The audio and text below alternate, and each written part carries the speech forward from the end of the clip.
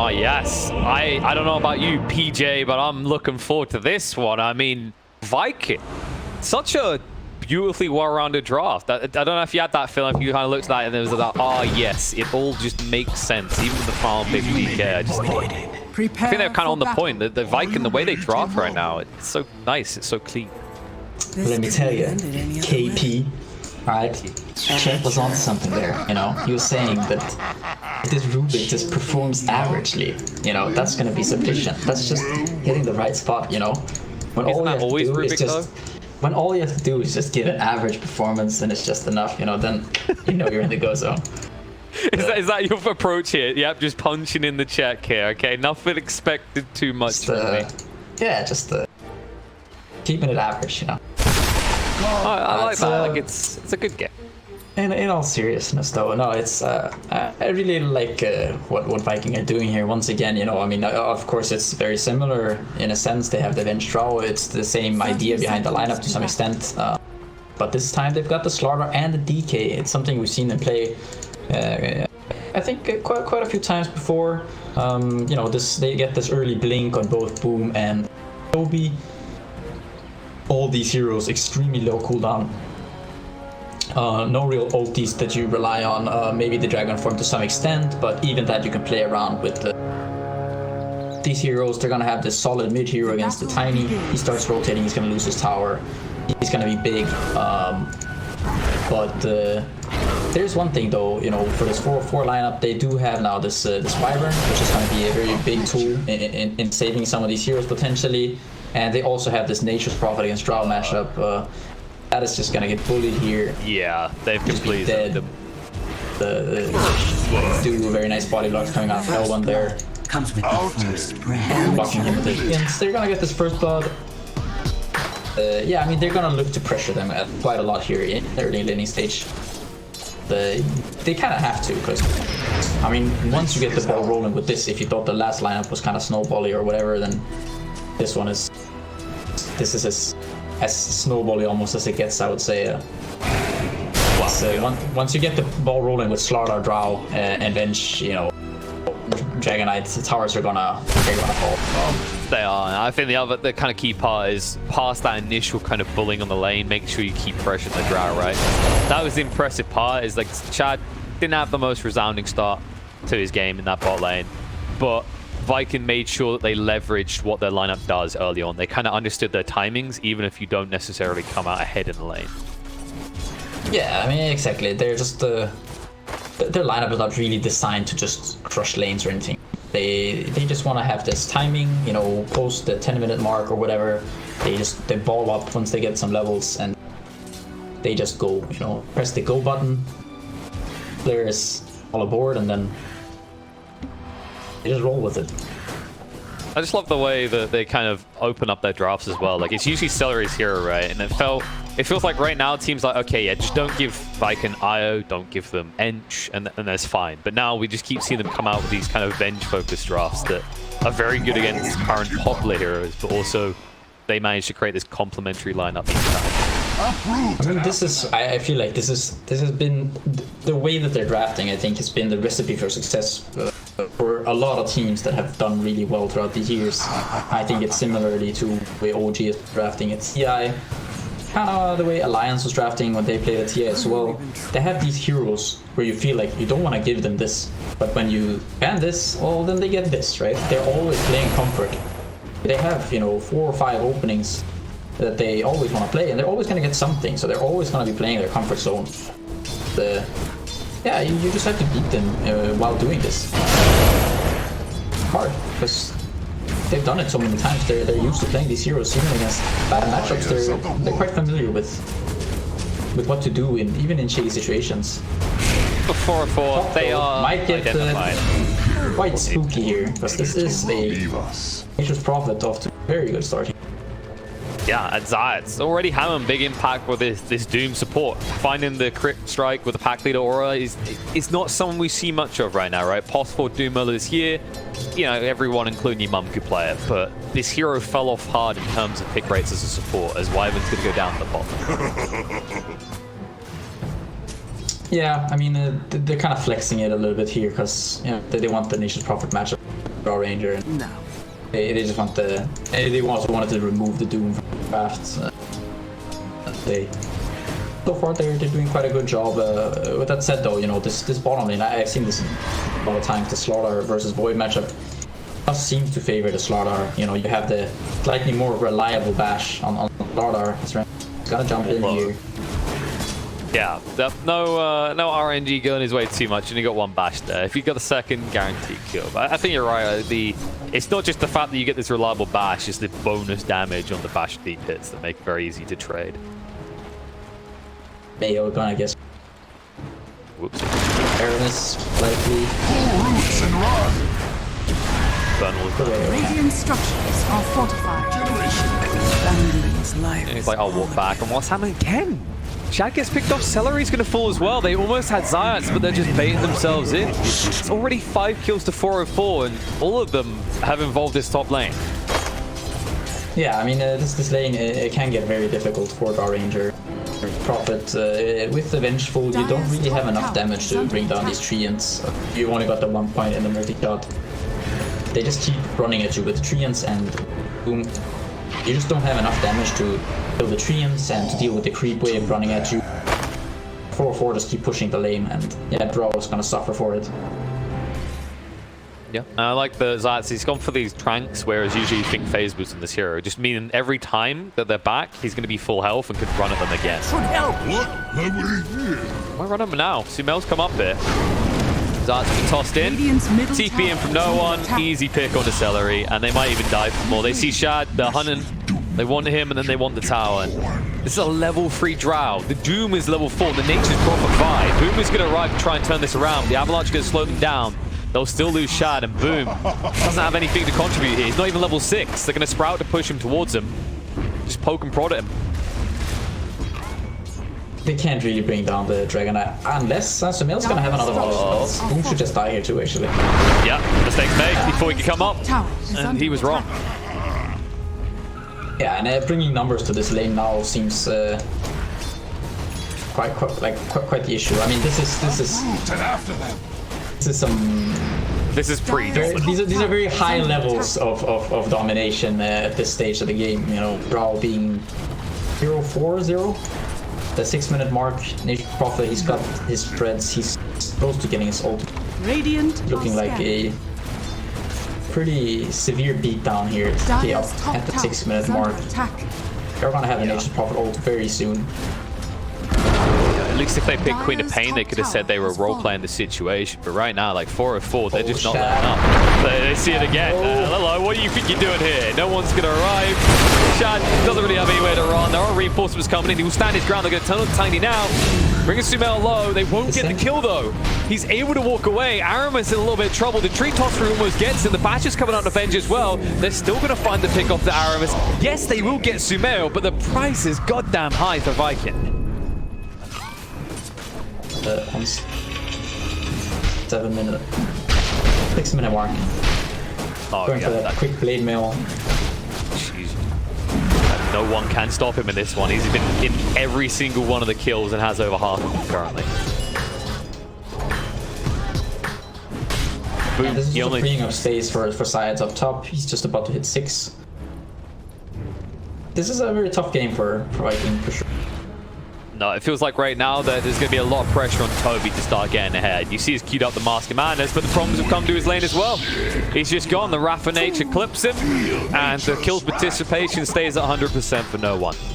Dire structures are Yeah, I mean 404 just showing that, you know, you guys want to play this early aggression style, okay, you know, like sit back, just sit back and we will show you. They found another. They found Shad as well. Show you how it's done. They're showing people how it's done. There's like giving a demonstration, and then there is clearly going at it with intent. And this is relentless from 404.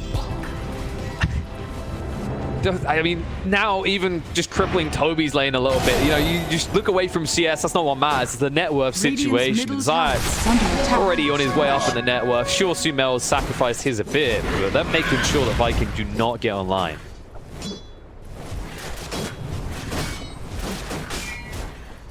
Got a question? These are some serious levels of down. Like I can't remember the last time I saw an event at 8-minute mark. That's too weird. I mean, that's why I'm going to give you the hard question. Like, where is the return point? Like, what is Vikings play? The next, like, say 3 minutes. Like, what is your focus other than clearing these stacks without giving them away? Yeah, your focus is just to get levels. Just try to get your heroes to your fixes and try to get this Drow. I mean, the thing about these lineups is that if Viking, even though if they're 1,000 gold behind, if they do get levels on their heroes, they can still find kills. Yeah. So they still have a to get these levels. Drow at 6 when you have this amp of Plarnar. There are some very nice spells for Rubik to steal. Dire's middle So tower is under they're still gonna attack. have ways of fighting back.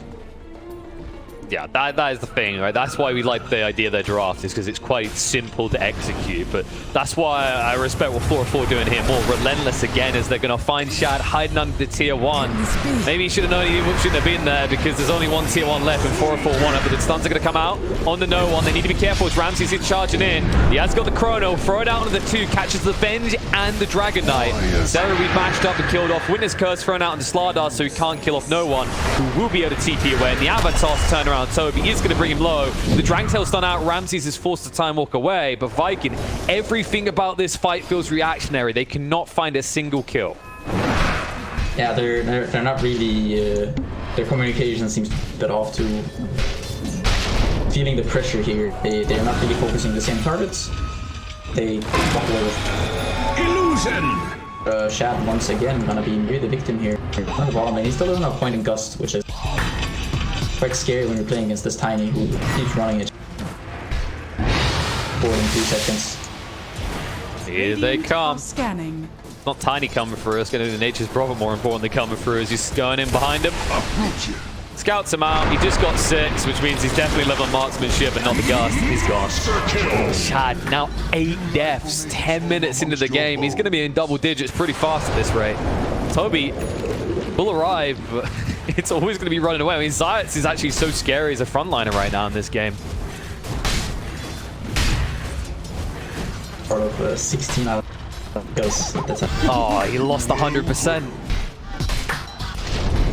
Yeah, I think we'll forgive him. The spooky part is that even getting levels on like you look actually all 5 heroes are level 8 on 4 here. And now they're going to get more. Celery brought low. Winner's Curse is going to come out. The Doom was thrown out in the boom. It will end his life. Celery will be found as well. It's a double kill for Ramses. Toby's able to slither away, but they'll finally get this tier 1 tower, which means not only is the XP looking Gucci, but the gold is looking even better, as this will probably push them up to the 8k mark. They're still hunting for more, though. There will be a turnaround. Tiny got too greedy. Toby is low on HP, but so is Solo. Needs to run away. Shaq gets the slows in. Splendor Blast is going to be a whiff, and he will fall. They do get the tower, so they keep the net worth more or less where it was before the fight. I mean, they didn't want to get more kills right there, right? They were all level 8. They're still all level 8. I'm not. This game is just Oh, whoa, no. No one just got level 9. No, come on. You level as a team right now. Come on. Yeah, that's kind of what I'm thinking. Just stay together, Weird little 5 musketeers thing going on. But the net worth is like, look at Zayats go.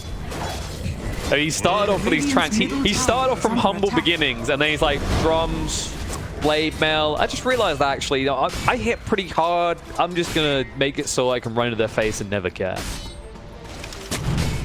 Yeah, they're just going these double blade mails. I mean, they just want to be on top of all these heroes, right? If you have the trouble running on blade mail, you got the time and doing going in blade mail.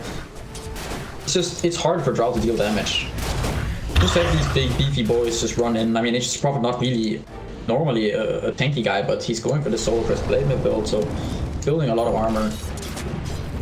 He's gonna be beefy anyways. Tiny with the extra armor coming out of Drow. They're all just gonna be pretty beefy, and it's gonna be hard for Drow to go through all these heroes, especially when there's a Wyvern in the game as well. Look at that Tiny. Just waddles in, immediately falls out the Elder Dragon form, and boom, can't do anything with it. He's nowhere near his Blink Dagger, still halfway to it, and you know, Sumel, he's still going to reach it around the same time this rate. Avalanche toss in onto Toby, one back would be good, but Ramses can't find her. Rapid Nature dishes out a lot of damage. They'll move across with the time dilation and save the Chronos. They can easily pick off the Dragon Knight. Boom is down and dead. That's going to be his Dragon form used for nothing. And they're going to lose more. Toss forward, says Solo, give me vision. That's what supports do, right? Aramis begs for mercy, but he won't find it. They'll move in, swap to get Zarts in the high ground. He moves out away from the tower in time. The Chrono goes down on the 2. Shad is going to try and right-clip them down, but he has to run. Ramses is full low, but not low enough. He's able to move away, corner brace to save him, and the physical damage will do nothing as they're going to lose 4 in total here. Shad the last one alive, and not a single loss for 404 as they retreat. I mean, the Chrono there looked almost like it was gonna hurt them, but the clutch open brace by Solo coming out. With Dire's top tower has a fallen. lot of kills. They could potentially just go into Rouge pretty much whenever. They have the medallion on the sProphet. There's no real rush for them to do it though. It's not the fastest Rouge, so they're just gonna wait. They're just building their lead. Get the blink soon on Tiny. Gonna get the Arcane Rune. I mean, this is just run at them. That's it. There's nothing more that has to be done in this game. Just keep running at these heroes over. Yep, just attack click on the map and that'll probably be good enough. I mean, even if you did just attack click at them, you'd probably come out breaking even in these fights right now at this stage. It's kind of nuts. I mean, Shad has been absolutely and utterly demolished. You can see he's just trying to sustain some form of relevance. But it's hard to see how a Drow's going to come in and the lead is this insurmountable. I mean, the top 4 heroes in the game are all for 404. I mean, Zyx even ahead of the mid Tiny. It's right. Demoted to position 4 here. And they try and jump that dude that's so tanky, got so much gold. Instead, Aramis, the other pos 4 in the game, is going to fall. He does at least die to neutral. Zyx will die. They finally are able to bring him down. Now Toby needs to get out. He just bit off more than he could chew. He thought he could walk up, just throw out a stun casually. When this curse going to be thrown out as they finish off 1, they'll stack up ready to kill off Boom as well, who once again held a Dragon form for this mess of a fight. They at least kill a hero this time, but this is a 5-to-1 kill count right now in 404's favor. Yeah, they're getting away with way too much. And at this point also there's an Arcane Rune on the Tiny. Oh, it didn't even crawl in that fight. They're just fighting as 4. The Tiny incredible amount of damage with Arcane Rune. And they're just kind of helping each other out with all the spells from the Wyvern, the Doom being so tanky. Just Nature's Prophet with this. He's got the Blade Mail, he's got the Solar. He's getting up there in the armor department as well, being part of 24 out of now 26. It was insane showing so far. I mean, this is his game. You can kind of feel that he's in control, but it wasn't obvious from the network kill count alone. Now going into the pit, they're going to secure themselves a Roche here. Viking unlikely to be able to contest this. It's just the way they've built as well, right? Like, you know, we say, oh, this team has built these complementary items. They've got their Vlad, they've got the pipe, they've got all these elements that help them work in unison. But the way that 404 are working in unison is, how do we just effectively keep running at people? Between the Blade Mails, the Solar Crest you mentioned, and now having this Aegis in hand, you guarantee that Viking are not going to get a moment of breathing.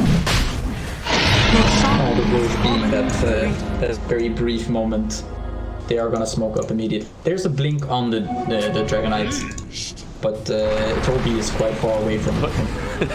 Getting a blink, Celery's just gonna get...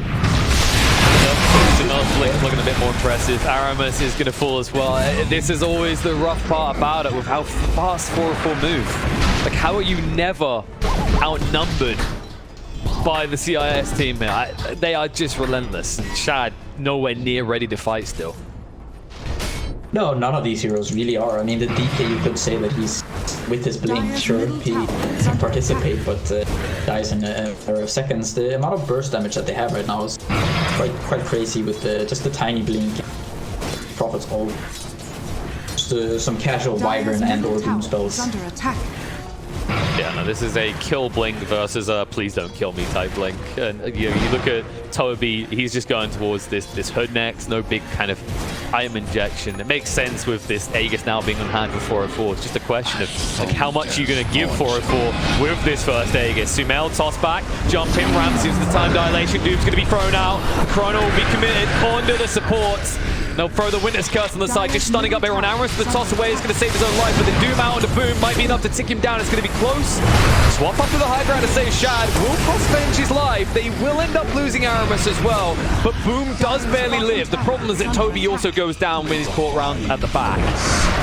And it was still a very nice fight there by 404. They get the Chrono to 2 targets. They get the Wyvern ult to the other target, so he can't really help. So they're kind of saving everyone who manages to survive. He's got the soul, and he's got the Royal Jelly and the Dragon Blood, so he's sustained through. Again, they lose their tower, they lose 3 heroes. They got nothing in return. Oh, and the smoke is going to amount to nothing. It might turn on them instead. Aramis goes to lift. Ramsey's low. Joss is going to come out, but jumping from Syats. Trying to break up the fight. Ramsey's able to move forward. Time dilation out. Clipping on the Shad means they can chase down after the Aramis kill. They'll hunt for different ones though. Boom is trying to bring down Solo, but he will not even get that Solo pick off. The Pern almost ticks him out. Will get him in the end, but the price is going to be his own life as they also find Shad on the other side. Ramsey's min-maxing his HPs. He blocks in Zayats, but it won't matter. Toby can't do anything. Viking cannot do anything. It's an immediate GG. Yeah, I mean, Shad just had enough there. At some point, you just don't want to play this game anymore. You know, if the last